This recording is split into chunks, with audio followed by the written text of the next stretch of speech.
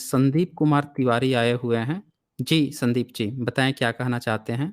नमस्ते sir. First time है जी, sir मेरा। नमस्ते। मैंने आपका गालिब सर पे देखा था बहुत पहले, तो मैं जी, उन लोग का सुनता रहता था स्ट्रीम, तो आपको देखा तो फिर आपसे वहाँ कभी-कभार सर इतना टाइम तो नहीं होता, ना उनका ही पूरा देख पाते हैं ज़्यादा, ना आपका हुँ, ही हुँ। सारा देख पाते हैं। बट ये है कि जो नोटिफ़िकेशन आता है वगैरह हम लोग देखते रहते हैं। अच्छा सर ये है कि हम तो ना मतलब कन्फ्यूज़न में हैं, ना हमने कभी वेद पुराण पढ़े हैं, ना कुछ पढ़े हैं, है ना? बस जो कह देता है उसी में सुन लेते हैं। कोई राम राम कह देता है, कोई जय भीम कह रहा है, तो इस वक़्त तो सर हम लोग पेंडुलम की तरह बज रहे हैं, चाहे जो इधर हो। कोई आके सारा गिल्ट सुना के जाता है कि भाई तुम लोगों ने ये करा, तुम लोगों ने हमारे साथ जैसे कम्युनिटी रहती है।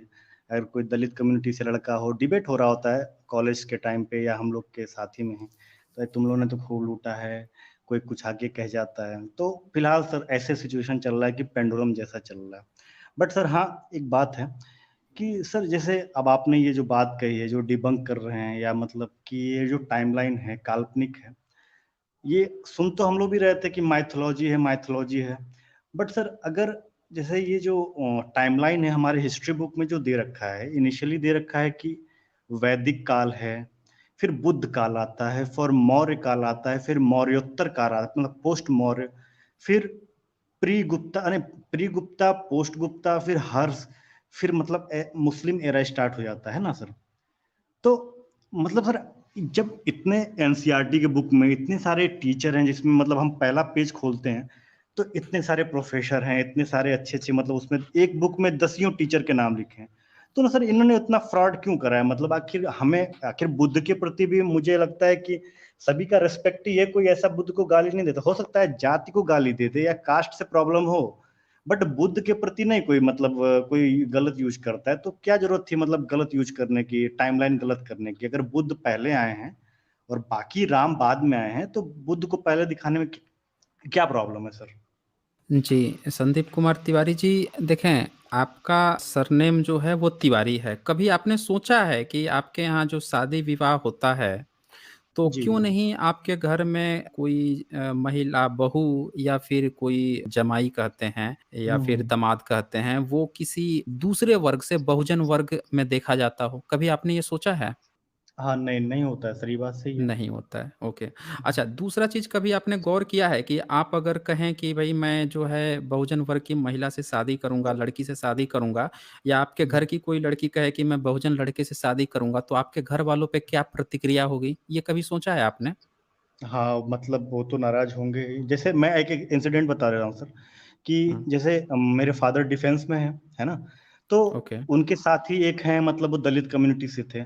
तो वो मतलब मैं छोटा था, तो जैसे हम ये चाचा आए हैं, वो आए थे, घर आए थे, तो चाचा आए हैं, तो मैं ये सोचता था छोटे में कि चाचा मतलब सभी चाचा ही होते हैं, मुझे इतना नहीं पता था सर, मतलब चीज़ें नहीं पता होती हैं बचपन में, है ना? तो मैं उनका गया, सभी मतलब पैर छूना, तो मैं जाके पैर छू लिया। तो उस घर पे मतलब अंदर आया तो बाबा नाराज़ हो गए कि तुमने पैर क्यों छुआ? तो मैंने कहा आप ही लोग बोले थे चाचा हैं, तो मैंने पैर छू लिया। तो वो भड़क गए कि तुमने पैर क्यों छुआ है? वो मतलब वो हैं, दलित हैं, हरिजन हैं। तो अब तर सर नहीं, कसम से उस समय इतना नहीं ध्यान था। अब ये है कि हाँ, मतलब रहता है। तो अभी भी पैर छूना या उससे तो मनाही है। सही बोल रहे हैं आप, बिल्कुल सही कह रहे हैं। हुँ, हुँ।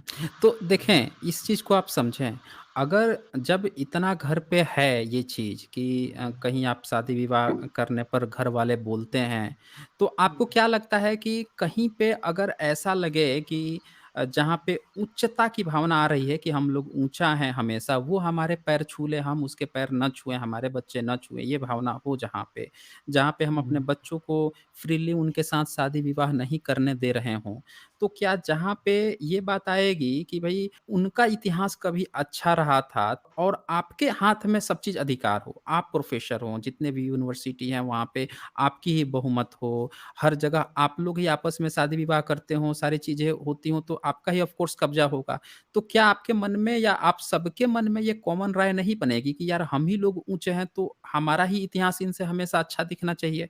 ये भावना आएगी कि नहीं आएगी? ये बताइए मुझे। हाँ, ये तो हाँ, सुपीरियॉरिटी ऑलवेज़ मेंटेन करना तो चाहेगा आएगी ना? मतलब। हाँ, बस हाँ, यही सुपीरियॉरिटी की जो भावना है ना, इसी ने जितने भी प्रोफ़ेसर थे या ये जितने भी लोग थे, हमेशा इस चीज़ को विकसित किया कि ये दिखा दें कि भई वो लोग जो हैं हमेशा ही आगे थे या फिर पहले से थे, ये भावना। अब मैं इसका एक साक्षात उदाहरण देता हूँ।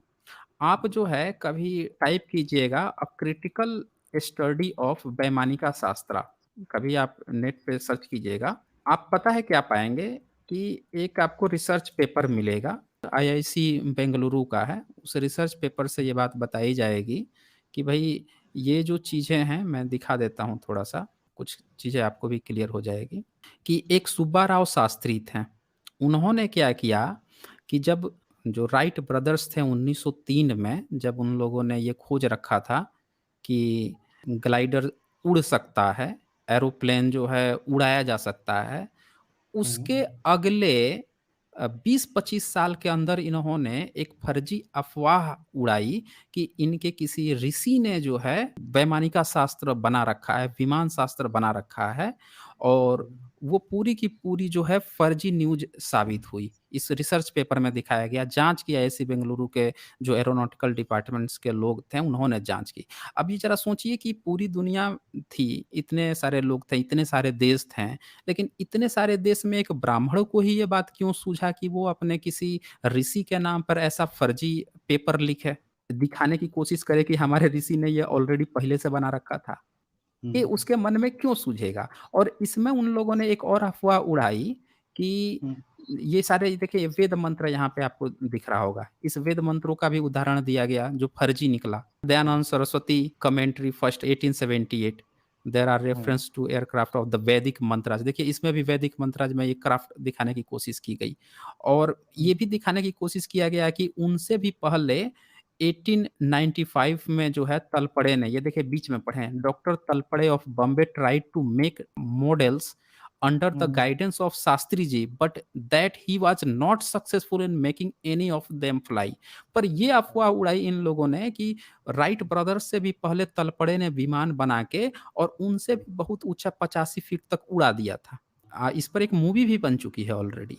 आप देखेंगे अभी पता लगाएंगे कि हु इज बापूजी तलपड़े और विमान शास्त्र का पता लगाएँगे तो ये लोग फर्जी रिसर्च पेपर भी लिख रखे हैं कि हाँ, इन्होंने उड़ा दिया था, ये कर रखा था। पर ये रिसर्च पेपर जो है ऐसी बेंगलुरु एरोनॉटिकल डिपार्टमेंट ने जब जाँच किया तो पता चला कि ये तो पूरा फर्जी है। अब ये सोचिए ब्राह्मण के मन में ऐसा क्यों आया शास्त्री जी के मन में कि एक फर्जी चीज़ बनाकर, एक फर्जी किताब लिखकर इस रिसर्च पेपर ने ये भी बताया कि शास्त्री जी हुँ, ने खुद ही ये कहानी लिखी थी 1922 के बाद लिखी है। उनका जो असिस्टेंट था उसने कहा कि उन्होंने क्या किया था खुद ही इसके मैन्युस्क्रिप्ट लिख के हाथ से और अलग-अलग जगहों पे रखे हुए थे और फिर अनाउंसमेंट किया कि अब मुझे सपना आया है किसी ऋषि महात्मा का, उन्होंने बताया कि विमान शास्त्र